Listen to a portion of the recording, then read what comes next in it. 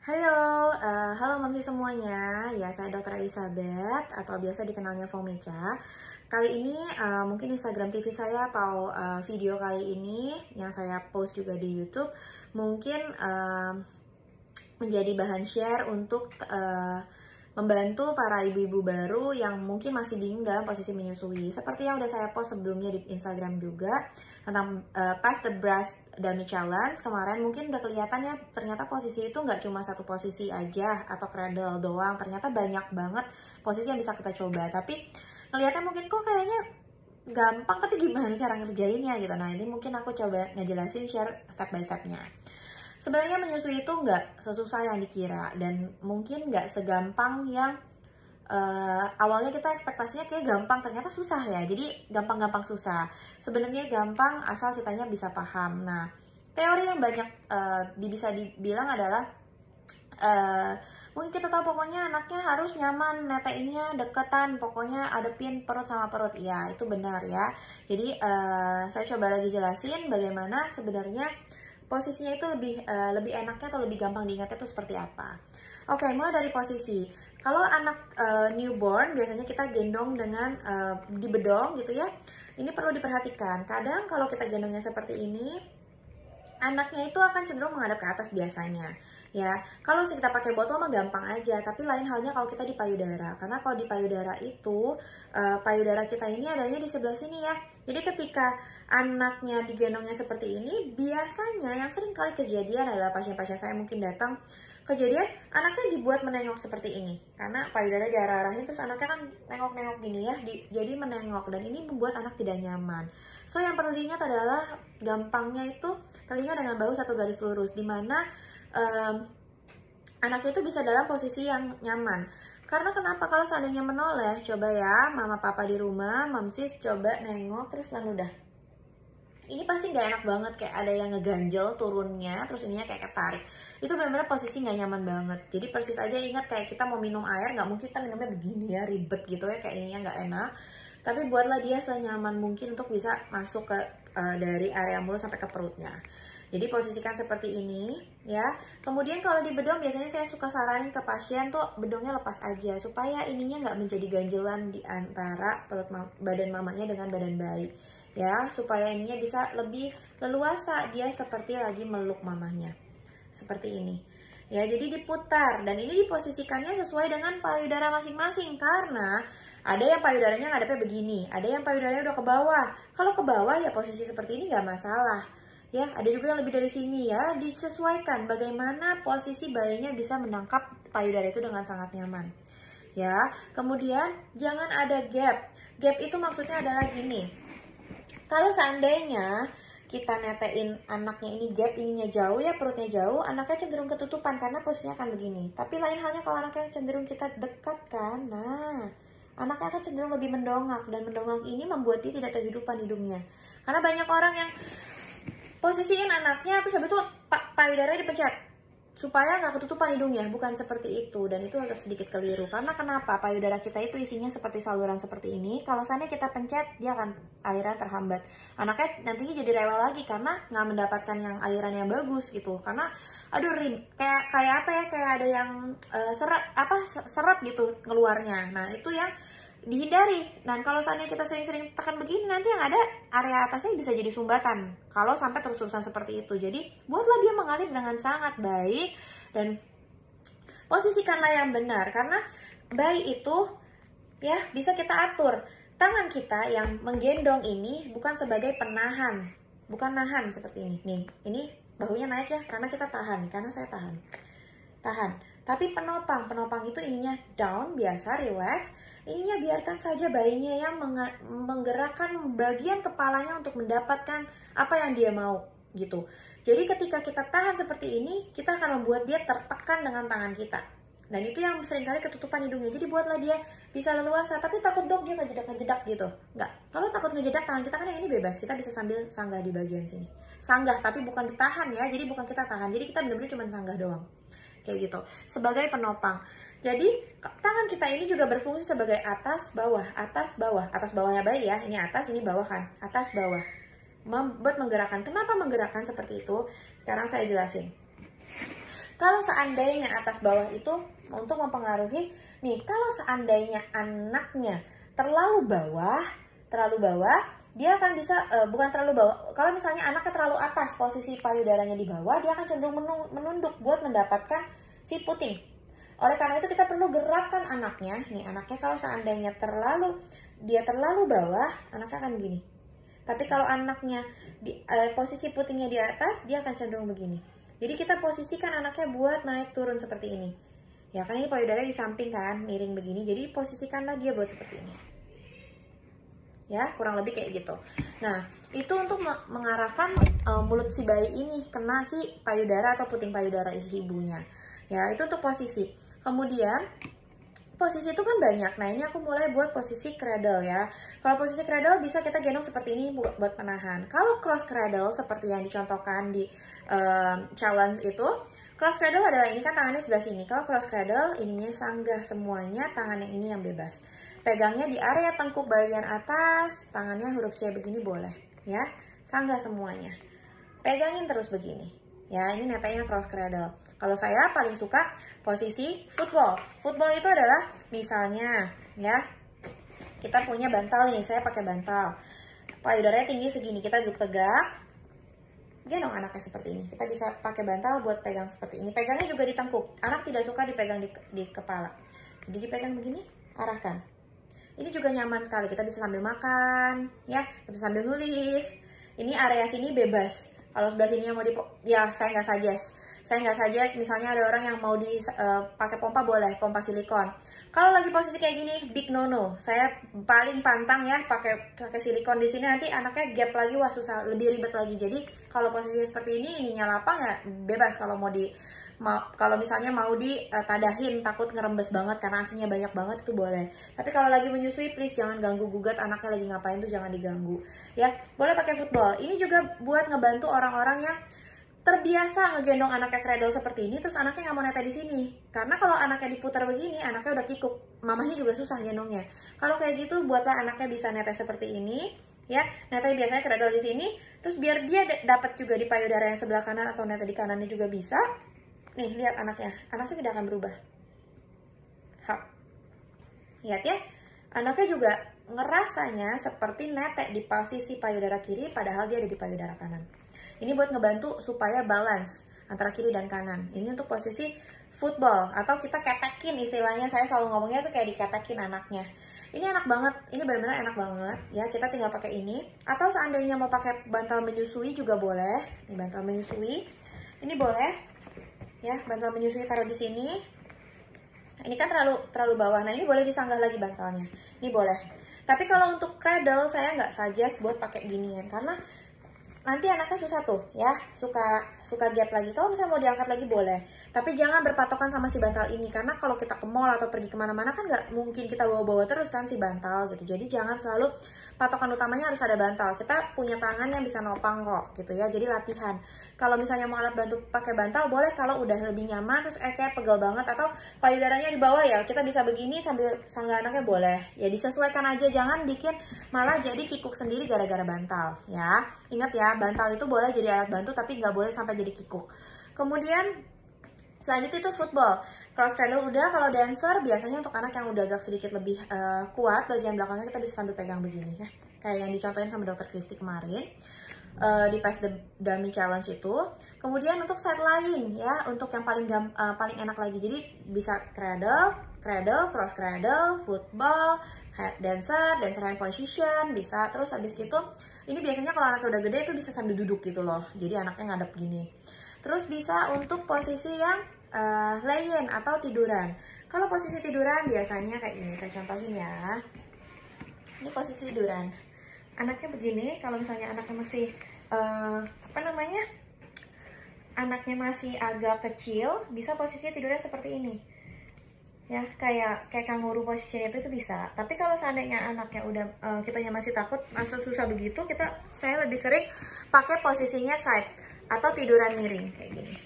Ya, jadi posisinya tiduran seperti ini. Gendong seperti ini, anaknya akan masuk ke dalam seperti ini. Ya, ini untuk posisi side lying. Jadi jangan ininya boleh agak tinggi supaya kitanya lebih nyaman. kitanya lebih nyaman. Jadi posisinya lebih tinggi, kepalanya lebih nyaman kayak gini. Disanggah bagian punggung ke belakang ke bawah. Jadi kalau seandainya udah disanggah seperti ini, nggak usah takut kepalanya itu akan ketutupan, kepalanya itu jadi nggak ada tahanan. Jadi anaknya bisa refleks bernafas. Karena yang sering kali kalau orang takut tidurin anak tuh katanya takut anaknya ketutupan hidungnya nanti nggak nafas. Biasanya kalau ketutupan ya anaknya mau nengadah cari refleks nafas juga nggak bisa jadinya. Kalau seandainya kita cuma sanggahnya di bagian bawah ya itu bisa, anaknya tetap bisa nengadahin kepalanya kemana-mana. Ya biasanya kalau set lain seperti ini, miring nih. Ya, kalau udah pro banget, malah bisa anaknya miring, kita bisa sambil tengkurap. Jadi bukan tete yang sebelah sini, tapi tete yang sebelah sini. Itu untuk kalau yang udah lebih pro. Kalau seandainya anaknya udah lebih gede lagi, atau misalnya dari kecil juga diposisiin lagi, lihat posisi payudara ibunya. Mau digendong pakai tangan, ini kan tangan saya di dalam ya. Nah kalau seandainya tangannya mau di sini buat sanggah kepala si bayi juga bisa. Jadi sambil gendong. Kalau sekarang anakku udah gede, jadi lebih gampang kayak gini. Jadi kitanya bisa sambil semi telentang, nggak semua miring semuanya kayak gini, bisa semi telentang kayak gini. Nah digendong seperti itu.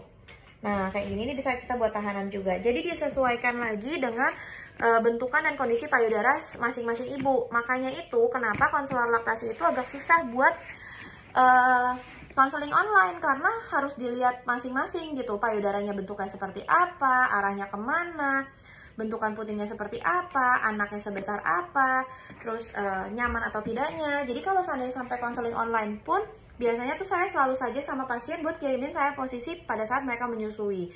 Makanya itu nggak pernah bisa bukannya konselor menyusui itu sombong jadi nggak mau ngebalesin, bukannya karena itu. Jadi kadang ada kalanya kita susah untuk menilai gitu, dan perlu untuk ngelihat langsung gitu. Jadi untuk posisi itu banyak hal ya, dan lebih gampang tergantung masing-masing orang suka yang mana, nyamannya aja. Dan yang paling penting adalah kitanya harus tenang, karena kalau seandainya kita ribet sendiri pasti nggak enak gitu. Dan posisi juga seringkali dapat distract tuh gara-gara misalnya korset yang ketebelan, posisi perutnya dibebet-bebet, aduh mamanya mau duduk aja susah, dan itu mau gendong aja setengah mati ribetnya. Jadi kalau kayak gitu saya suggest buat korsetnya dilepas dulu, atau misalnya pakai korsetnya yang lebih tipis supaya nggak terlalu tebal. Karena kalau seandainya korsetnya tebal ya, misalnya segini nih tebelnya nih, ya tebel, ya anaknya bakal cenderung gap lagi gitu. Ini persis kayak tadi misalnya gangguan kalau seandainya anaknya misalnya lagi netek terus mamanya sibuk sambil mompa gitu ya, padahal belum jago-jago banget. Nah itu yang perlu diperhatikan. Jadi jangan gangguin anaknya menyusu, biar dia dapat lebih lahap, lebih nyaman, supaya dia dapatnya lebih banyak. Nah selanjutnya abis ini soal perlekatan. Kalau seandainya udah tentuin posisi dengan baik dan benar, yang perlu diperhatikan adalah perlekatan. Nah perlekatan itu penting karena kenapa? Perlekatan itu yang sering kali bikin orang jadi sulit juga melakukan proses menyusui, karena posisinya ketika posisi udah benar, kalau seandainya udah lebih dekat, anak itu akan cenderung punya naluri bawaan dari Tuhan udah kasih buat nyelangap lebih lebar. Tapi seringkali perlekatan ini menjadi terdistract atau salah karena adanya faktor udah kenal botol susu duluan. Karena ketika udah kenal botol susu duluan, anak itu akan punya refleks, oh gue kalau makan tuh harus pakai bibir doang nih, begitu doang. Tapi kok sekarang gue mau netek aja susah ya, maksudnya kayak mau makan kok susah ya, beda ya bentukannya gitu. Itu yang seringkali jadi cross atau salah, karena udah kenal sama botol, tahu-taunya harus perlekatannya berbeda gitu. Karena Tuhan menciptakan 11 otot wajah ketika netek di payudara, dia kayak ngunyah makanan, dia pakai otot lidah, rahang, gusi, bibir, semuanya gerak ya. Tapi ketika pakai botol dia cuma mencucu gitu. Jadi berbeda, dan itu yang seringkali bikin perlekatannya kurang baik karena anaknya udah kenal botol duluan. Kedua, ada faktor mungkin tongue tie, lip tie. Maksudnya apa? Nih, tali bibir yang di bawah bibir atau tali di bawah lidah yang terlalu ketat. Jadi kadang ini terlalu ngiket. Jadi anaknya nggak bisa nyelangap lebar gini, dan nggak bisa arahin lidahnya, nggak bisa gerakin lidahnya, karena lidahnya itu kalau kita normal ya, tongue tie itu pasti ada. Semua orang pasti punya tongue tie, tapi bedanya di manakah posisi itu berada. Ketika tongue tie-nya berada di 3/4 depan atau depan sama sekali, itu akan susah. Lidahnya nggak akan. Jadi orang bilang lidah pendek, nggak bisa ngomong, cadel biasanya kayak gitu. Nah itu yang perlu diperhatikan, makanya perlu dinilai lagi. Kalau seandainya perlekatannya itu juga nggak baik karena itu perlu diinsisi dan lain sebagainya, itu udah case yang berbeda. Tapi kalau pada kondisi awal normal biasa saja, seharusnya bayi bisa menyelangap lebih lebar, lidahnya bisa menangkap, terus bisa attach, lidahnya akan bisa tahan. Kalau posisinya udah enak, udah deket, dia nggak perlu tahan pakai gusinya. Dan kalau tahan pakai gusi itu yang biasanya bikin lecet. Kalau udah bikin lecet terus mamanya jadi malas buat netein, kasih botol, ujung-ujungnya bolak-balik kayak begitu, lingkaran setan sampai nggak bisa netein. Jadi kalau seandainya ada kesulitan dalam menyusui, please concern, kira-kira salah di mana ya? Apakah saya pakai kemben kali tebel banget, pakai apa namanya, korset tebel banget, jangan-jangan posisinya nggak enak, atau sayangnya kikuk nih, atau BH-nya yang terlalu suka pakai BH yang bukaannya sini, padahal payudaranya datar, atau payudara tidak terlalu besar, jadi ada gapnya gara-gara BH-nya, bisa. Jadi banyak faktor yang perlu dinilai. Jadi kurang lebih apa yang saya jelasin di sini atau saya share di sini itu bisa menjadi masukan buat koreksi di rumah gitu ya. Kalau seandainya perlu ketemu sama konselor laktasi, ketemu saya sangat welcome. Boleh ketemuin gitu. Dan kalau soal perlekatan sendiri, teorinya mengatakan bahwa kalau seandainya udah kayak gitu, udah nyelangap lebar, tapi kok areolanya nggak masuk semua dok gitu. Katanya areolanya harus masuk semua. Iya, itu teorinya benar, tapi coba lihat lagi ke payudara masing-masing. Areola saya, areola bunda di sana pasti berbeda. Jadi kadang ada areola yang segede gini, ada yang sampai segini, ada yang sampai gede banget sampai setengah payudaranya sendiri, ada yang kecil cuma di area putiknya doang yang warnanya hitam. Beda-beda setiap orang. Dan kalau teori mengatakan areola sebaiknya masuk semuanya, no, nggak segitu striknya gitu. Maksudnya iya itu benar, tapi maksudnya itu teori itu menjelaskan bahwa bukan puting yang menjadi patokan ya. Ketika areola, kalau misalnya kita nggak punya putingnya datar sekalipun, ada areola itu akan mengeluarkan susu. Maksudnya dari areola itulah supaya semuanya bisa ke attach nih ya, jadi semuanya bisa kedapet. Ketika areolanya besar banget, mulut anaknya baru newborn, nggak mungkin bisa nyelangap selebar itu. Jadi jangan stres duluan gitu. Banyak orang tuh katanya areolanya harus masuk semua dok. Anaknya baru umur 3 hari, baru umur seminggu, mulutnya kecil banget areolanya ya, nggak bisa. Terus katanya kalau diputing doang lecet, enggak. Kalau seandainya lecet atau perih-perih wajar, kita nggak pernah diisepin kayak gitu ya selama sekian puluh tahun, 20 tahun, 25 tahun, kita nggak pernah diisepin sama seorang bayi gitu kan. Wajar. Dan kita perlu adaptasi. Kalau perih-perih itu karena areola itu persis bibir teksturnya. Jadi anatominya atau bukan anatomi, aku lupa ya.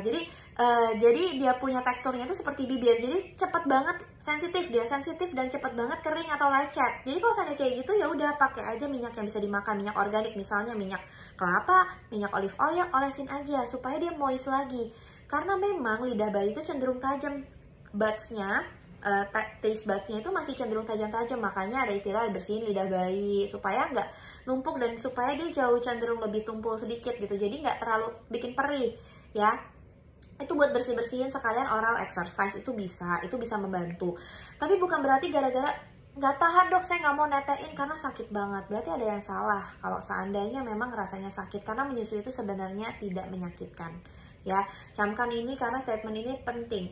Tuhan tidak mungkin menciptakan suatu pergerakan atau suatu seharusnya dengan cara yang menyiksa gitu.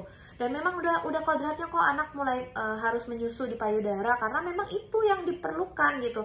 Bukan cuma dari botol pompa. Alangkah capek, itu balik lagi ya. Makanya saya mau terang-terangan jelasin bahwa saya bukannya nggak dukung epping kayak fanatik harus menyusuin, enggak. Tapi mungkin kalian yang terlanjur epping itu kurang paham kenapa sih jadi terlanjur epping, kenapa saya nggak bisa direct breastfeeding, kenapa apa yang salah dari direct breastfeeding, atau capek banget kalau direct breastfeeding anaknya nggak lepas-lepas. Nah please, itu perlu pemahaman yang pas kenapa anak nggak lepas-lepas, atau kesannya kayak nggak bisa kerja yang lain, padahal dengan direct breastfeeding itu manfaatnya luar biasa banyak dan manajemennya itu bisa kita lakukan dengan baik gitu kurang lebih. Nah habis video ini saya akan contohin netein sama anak saya posisinya kalau misalnya dalam bayi hidup ya, karena kalau pakai boneka kesannya kayak gampang aja dibolak-balik. Anak saya udah cukup gede, umur 2 tahunan. Semoga apa yang saya video ini juga cukup lumayan ngebantu. Intinya kurang lebih dari 20-30 menitan ini yang saya jelasin, saya nggak ada maksud untuk menjatuhkan satu hal, tidak menjatuhkan, tidak membuat saya ngerasa saya paling benar, paling pintar, no. Saya juga merupakan seorang ibu yang awalnya sangat struggling dari menyusui, nggak bisa menyusui, kikuk, gendongnya takut, semuanya. Jadi semuanya saya belajar sampai akhirnya saya memutuskan, aku penasaran kenapa sih orang mau netein aja susah banget, mau bisa susah banget, sampai akhirnya ikut pelatihan. Jadi apa yang saya lakukan sekarang ini, yang saya sharing, itu saya dapatkan dari ilmu yang saya punya dan saya dapatkan dari pelatihan-pelatihan yang udah saya ikutin, berdasarkan pengalaman juga dan pengalaman pribadi, pengalaman pasien. Semuanya saya pelajari dan semoga apa yang saya sharing ini bisa cukup membantu mama semua di luar sana gitu ya. Video ini mungkin akan saya post juga di YouTube. Kalau seandainya nanti memang ngelihat ini di YouTube, kalau suka tolong di like. Kalau memangnya mungkin nanti bisa berguna manfaat video-video selanjutnya, bisa di subscribe. Ya bantu subscribe nggak apa-apa lah ya gitu kan. Terus kemudian apalagi ya, mungkin itu ya untuk posisi menyusui dan perlekatan yang paling penting. Perlekatan mungkin kalau seandainya lupa mulut, jadi ada teorinya amubida, areola, mulut, bibir, dagu, dan dagunya itu harus nempel supaya ya kayak tadi saya bilang, kalau seandainya dagunya jauh berarti dia cenderung nunduk, kalau dia dagunya dekat berarti dia pas, dia akan menengadah. Kurang lebih itu tuh perlekatan buat gampangnya ya. Untuk posisi kan yang penting posisinya nyaman, anaknya tidak ada gap, dekat sama area tubuh mamanya, segaris lurus, terus tidak nekan-nekan payudara. Kalau seandainya nekan payudara itu biasanya dilakukan pada saat lagi deres-deresnya. Jadi kalau terlalu deras kita boleh sambil lay-in sedikit, mendongakkan tubuh ke belakang dan sambil tekan supaya alirannya nggak deras gravitasi kayak gitu. Nah itu untuk hack atau tips-tips dalam menyusui. Selain itu apa lagi ya?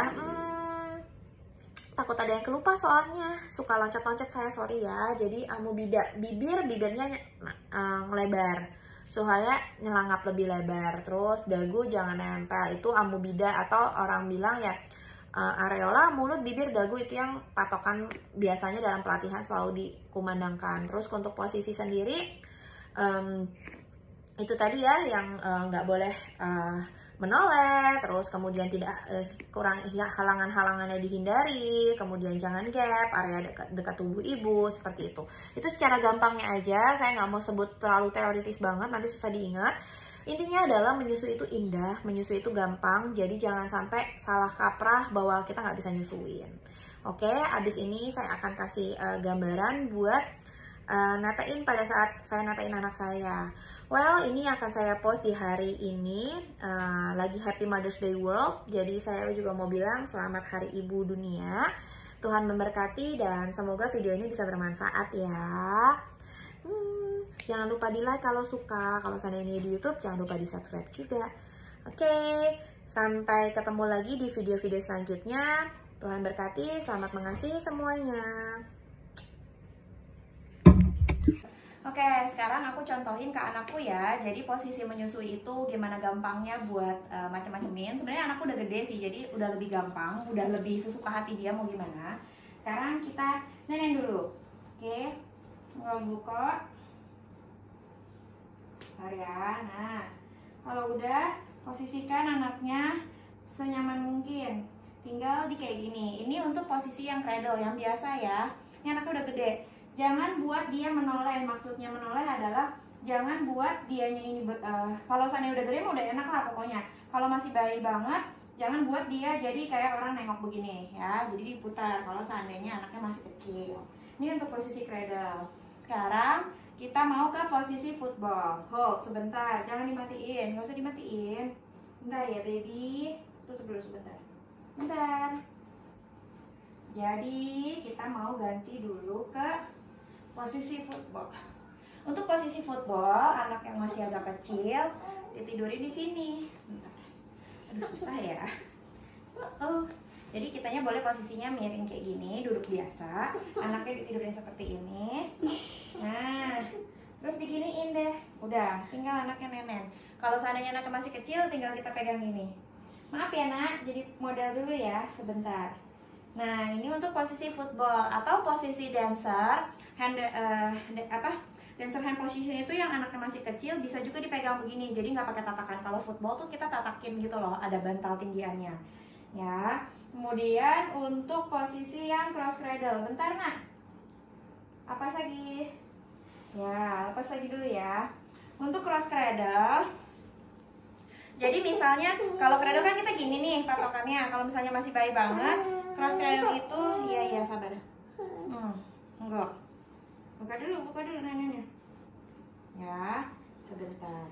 Kalau cross cradle, jadi tangan yang apa? Iya tunggu. Jadi kalau cross cradle, tangannya ini, tangan yang satunya itu yang pegangin Kak. Iya, sorry. Iya tuh. Nah, posisiin ke yang ini baru kalau seandainya udah steady, baru kita boleh sambil sanggah kayak gini.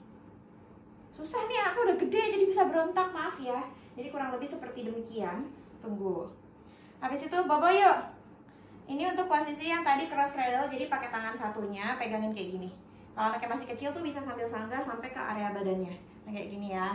Nah, itu kayak yang aku contohin waktu pakai dummy. Kalau anaknya udah gede agak susah lah, dia udah suka mau macam-macam. Kalau buat posisi tiduran, kita lanjut. Dek, bobo dek. Nah, kalau posisi tiduran, misalnya lagi digendong kayak gini, ya udah tiduran tuh gampang banget. Bentar ya, aku sambil nutup dulu ya. Sebentar. Kalau posisi tiduran tinggal miring. Kalau anaknya udah gede sih udah enak. Mau tangannya di bawah gini boleh. Jadi tinggal kita atur badannya. Kita tidur. Nah, tinggal kayak gini bisa. Kayak gini bisa. Tangannya jadi bantal anaknya. Atau kalau seandainya anaknya masih kecil, nggak terlalu bisa tinggi, tangannya di bawah, kitanya bisa begini. Kitanya bisa begini. Bisa begini, bisa sambil tiduran, tinggal pegang aja. Kalau mau sanggah bantal boleh sanggah di bantalnya di sini. Udah deh, ikut tidur kayak gini. Ya ini posisi aku setiap malam tidurin anak kayak gini. Atau kalau seandainya sekarang mau tidurannya udah gede kan nih anaknya, mau tidurannya menghadap ke atas juga bisa. Kayak gini. Jadi kita tangannya yang main sanggah. Atau aku biasanya ada bantal, aku buat tatakin tanganku kayak gitu. Ya, kalau seandainya anak masih kecil bisa juga di atas badan. Kitanya sambil semi kayak setengah duduk gitu, terus main di atas badan. Ini anakku udah ngantuk berat, bentar jadi nggak bisa dia macam-macamnya. Kurang lebih kayak gitulah ya. Semoga videoku ini cukup bisa ngebantu bikin gambaran buat nyatain anak. Kalau seandainya kalian mau relaksasi atau anaknya udah mulai bingung puting, kalian susah buat ngegerakin posisi anaknya, kalian tuh bisa sistem sumpel kayak gini. Sistem sumpel aja, jadi neneknya diarahin ke anaknya, jadi anaknya nggak usah dibangunin. Terus, bentar aku tutup dulu ya.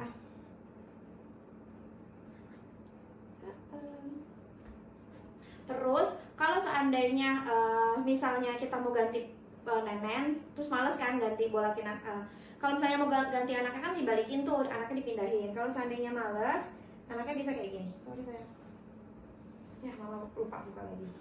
Kalau misalnya udah pro, anaknya udah ini, kita bisa tidurnya begini. Saya minta tengkurap. Nah, saya minta tengkurap, tenang aja, anaknya nggak bakal ketutupan. Badan kitanya ya setengah nopang gitu, jadi nggak nutupin anaknya. Jadi meskipun posisinya di sini ya tetap bisa pakai payudara yang satunya lagi. Kayak gitulah kira-kira. Nah, kalau seandainya udah capek atau mau dibalik ya udah tinggal gendong anaknya. Terus dibalikin. Parah. Kayak seperti ini, begitu ya. Nah, anaknya udah mau bobo. Ini posisiku nenen biasanya seperti ini. Tinggal tidurin aja. Selamat mencoba.